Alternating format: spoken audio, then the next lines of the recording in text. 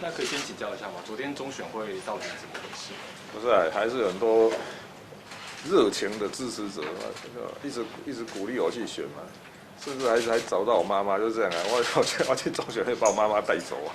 现在有一个版本是说，传出是柯妈要求黄文玲带他们两个去中选会，希望你可以参选。然后他们说，认为你最后会领表失败，是因为有人在干扰你，这是真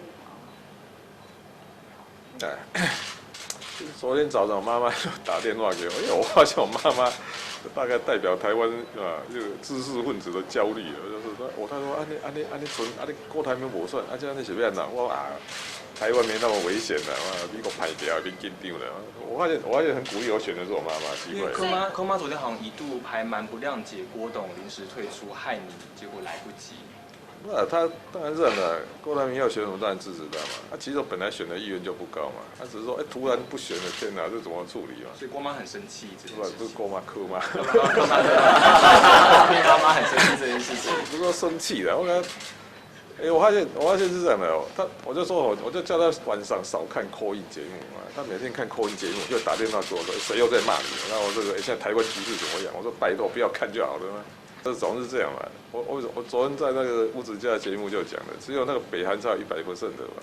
那个北韩才有说长官讲说大概100%的啊，这种民主国家，其实在幕僚里面也有一半赞成一半反对。不过我发现很有趣的，那个用50岁当分界线，50岁以下都反对选，50岁以上都支持选，蛮有趣的。阿扁说郭台铭绝对不会上，结论就是郭台铭不可能当选。那你比他还有当选机会，为什么你不出来？这个就这样嘛。其实我跟你讲，我自己都想过了，纯粹选战的技术，你知道吗？我出来选几率是很大，可是问题是，就用100年的历史来看，这样干好吗？我就觉得很不喜欢的。